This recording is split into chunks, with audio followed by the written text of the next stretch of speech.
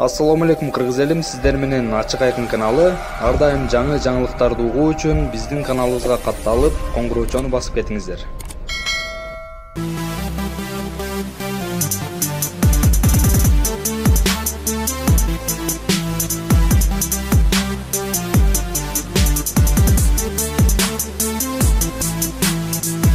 Урматтуу телекөрүүчүлөр, адаттагыдай бизде түз эфир уланууда. Бирок WhatsApp суроолор өтө көп. Учурда бизге 362 SMS келип түштү.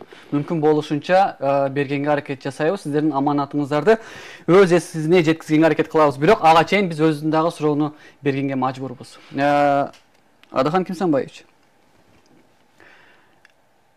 сиз акыркы шайлоодо айткан элеңиз түштүк жергесинде биздин улуу урматтуу президентибиз Сооронбай Жээнбековго мен дебатта жолуксам 3 суроо берем деп. Ошол кандай суроо болчу? Аларга бир канча жолу айттым, кайталабайлы. Баягы 362 суроолор менен кете берели. Алар андан Эгер да кызыгып туруп бир бассаңар эле ошол 3 суроонун кандай суроо экенине дегенде бир 300 жолу жооп бердим окшойт. көп айттыңызбы? Көп айттым. Ошону тапса басса эле чыгат. Анда дагы суроо айтайын. Кандайсыздар Адахан Мадмарович дейт. Менин сиңдим Назира Рахманованын бүгүнкү абалда ооруп атканы алып барып жаткызып койгон. Бирок ал коронавируспу, вирус эмеспи дейт. Эми аны мен бул жерден отуруп кайдан билейин? Коронавирус эмес экендигини бүгүнкү күндө Кыргызстандагы дарыгерлериң да билбейт. Эмне себептен? Себеп аны баягындай тест керек да. Келди деп атышпайбы? Келди дейт. Келди деген менен коронавирустун 40ка жакын түрү бар. Ошонун кайсы түрү? Түшүнөсүңөр? Көптөгөн түрлөрү, мисалы айтып атпаймынбы, ооруп аткан киши билбей деле калат дейт. Өтүп кетет дейт да, башым ооруп атат, кичине жөтөлдүм ал бул, эртеси күнү туруп алып кетип калат. Ага баягындай бир вирус кошо кирет экен. Мына ошондо гана баягы күчөтүлгөн, жанагы энтигип, деми ыстыгып башталган нерсе ысытма көтөрүлгөн. Бул бир гана учурда болот дейт, ошондуктан кайсы түр экенин билиш үчүн менимче медициналык илимнен аябай алдына кеткен өлкөлөр дагы ушунун үстүндө күрөшүп атат. Сизге ушул коронавирус боюнча атайын бир чоң профессор врачтар маалымат берди беле сизге? Же сиз Бизде ошондой врачтардын бар экендигин билбейт экенмин мен. Вирусолог, күчтүү вирусологдор. Мен дүйнөлүк вирусологдордун, дүйнөгө атагы чыккан окумуштуулардын пикирлеринен кабарым бар. Мисалы, Россияда ошол дүйнөгө атактуу болгон Ермакова деген вирусолог аял бар. Мына ошо кишинин кайрылуулары, көптөгөн академиктердин кайрылуулары бар. Бул саясатка айландырып берди да, бул оорунучу. Саясатка айландырбаш керек эле. Кудай насип кылса, аман эсен ушул дарттан чыккандан кийин көптөгөн балекеттер чыгат. Бул эки кызыкчылык пайда болду ушул оорунун аркасынан. Биринчиси саясий кызыкчылык.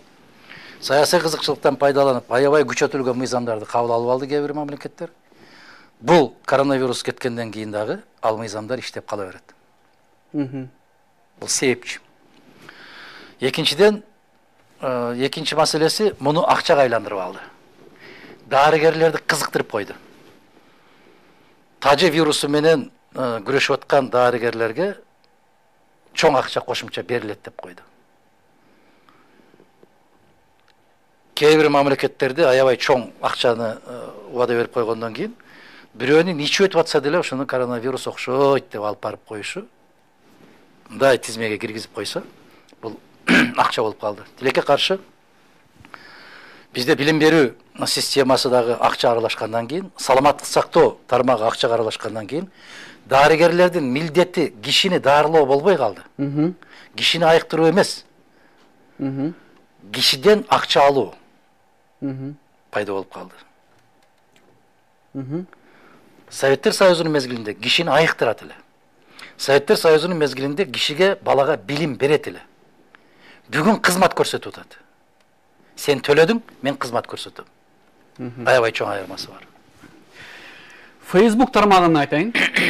Акыркы убакта Адахан Мадмаровда 4-5 машинасы, 3-4 батарея бар деген маалыматтар көп тарап кетти. Булар кандай маалымат?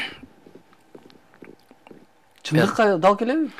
эгерде менин 3-4 машинам болсо, мага катталган машиналар болгон болсо баарын бердим.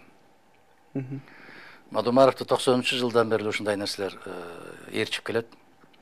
Айрыкча шайлоо жылдарында аябай күчөтүшөт. Маңкурт болуп калды да, мындай баягы саясат жүргүзүп аткан жана жазып аткандар, кээ бир азаматтар маңкурт болуп калды. Ушуну жаз, ушуну жаз, баягындай да, мен сага акча берем, сен муну бер. Сен мага бул товар кылып алды да. Ошондуктан кайсы жерде менин батиримди таап алса, Аллахтын алдында убада берем. Алса болот. Алсын, кирип алсын. Сизде канча автоунааңыз бар? Кандай автоунаамен жүрөсүз мисалы? Менде бир дагы автоунаа жок, өзүмдө. Өзүңүздө Жок. Балаңызда? Баламда бир автоунаасы бар. Мен кече окудум, 5 бар экен деп. Башта билесизби, ушундай дейт элем да, андай эмес, туура эмес деп. Азыр мындай айтам. Буйрсун. Болсун. Эгерде менде ушул биздин бүтүн Кыргызстан партиясынын бир машинасы бар. Honda Crosstour деген. Аны Бишкектин тургундары, Бишкектин кызматкерлери аябай жакшы билишет, тааныйт. Биздин партиянын машинасы ошол. Менин өзүмдүн жеке менчик машинам жок. Жок. Түшүнүктүү. Анда эмесе суроолорду бере берейин. Урматтуу Мадумаров, сиз ушундай маалда эл дүрбөлөңгө салып жатасыз. Элди дүрбөлөңгө салып жатасыз. Себеби эмнеде? Мен эне катары тынчым кетип жатат. Эгер бул оору болбосо, чоңдорго эмне зарыл дейт? Чоңдорго көп нерсе зарыл, эне кийин түшүнөсүз. Элди дүрбөлөңгө салып атасыз деген сөз аябай мага тааныш сөз. 95-жылдары, 2000-жылдары дагы ошол бийликке каршы чыгып элди дүрбөлөңгө салып атат. Ошол эл бузарлар ошо бийликке каршы чыгып атат деген академиктер чыккан, жазуучулар чыккан, башкалар чыккан.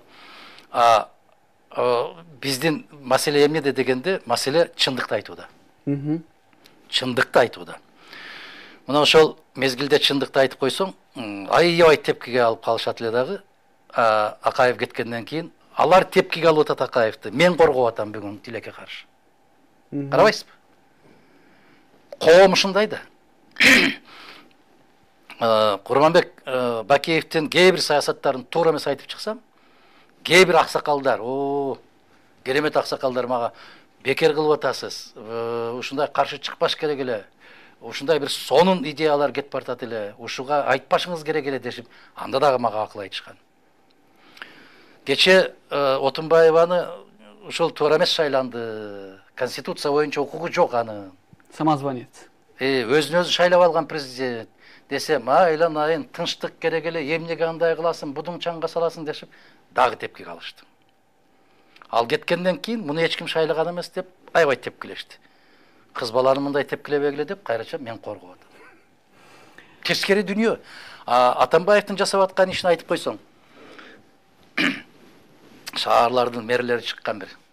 Атамбаевге каршы чыккандарды Кудай урсун деп. Эсиңердеби? Ооба. Баракелде. Ошондуктан кезинде айтыш керек. Ошол балдарыңыз үчүн кыжалат болуп атсаңыз, кыжалат болбоңуз эне. Мен сизге айтам. Коркуп жашоонун өзү илдет. Коркуп жашоонун өзү бул оору.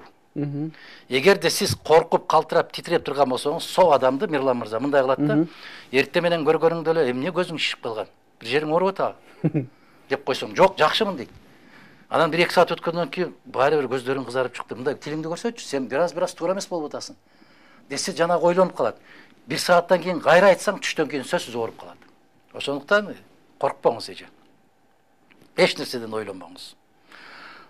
Мен жанакы Абу Али ибн Синонун жанакы тажрыйбасын бекер айтпайм, көпчүлүк учурда айтам. Билесизби, эсиңизде 2 козу. Бирдей жем берет, бирдей чөп берет, бирдей суу берет. Экөө бир энеден, бир атадан туулган 2 козу, эгиз. Бирөө күндөн күнгө семирип чоңоюп атат, аябай сонун болуп жүндөрү жылтырап. Экинчиси күндөн күнгө чүнчүп арыктап атат. Бирдей жем берет. Эмне үчүн?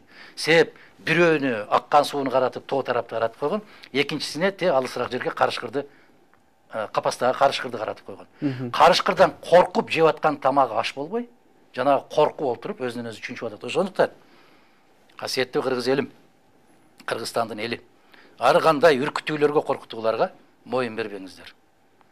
Бул дарттын дабасын тапкан киши жок бүгүнкү күндө. мен түшүнбөйм. Баланча киши дарыланып чыгып кетти. Көрсөтүп койбойсуңбу? Кимдер дарыланып айыгып чыгып кетти? Баланча киши каза болду. А канчада экен? 87 жашта экен. А бул канчада экен? 81 жашта экен. А сен кайдан билесиң? Кече Америкадан бир түз эфир болду. Аркадий фамилиясын унутуп атам. Ошол айтып атат. Бир жигит, бир үй бүлө, өзүнүн кошуналары Нью-Йоркто барып, атасы каза болуп калган экен. Ооруканадан алалы десе, дарыгерлер айтып атат. Коронавирус деп жазып коелу, макул болуңуз дейт, кыйнайт дейт. Эмнеге десем, акча берет дейт. Ошол сыяктуу акчанын аркасынан түшүп алып тоголонуп кете бербестен, Мадумаровго жапырт кыйкырык өкүрүктөрдү токтотуп туруңуздар. Аллах насип кылса, эртең күз келет, ошондо бүт бардыгы театрдын тосмосу ачылат. Анан чын төгүндүн бар ошол жерде жадырап жайнап төгүлүп калат. Качан? Эмне качан? Качан ачылат? Сиз билесиз, өткөндөн кийин айтасыз, мен муну бул убакта айткан элем депчи. Эми ошону сактап койгула да, ошо өткөндөн кийин ошол сөздөрдү карайсыздар. 15 күндөн кийин ачылабы? 1 айдан кийин ачылабы? Билесизби, канча күндө ачылаарын айтыш үчүн баягы кээ бир инсандардай болуп менин көзүм ачык дегенден Аллах сактаган болсун. Бирок күзгө барып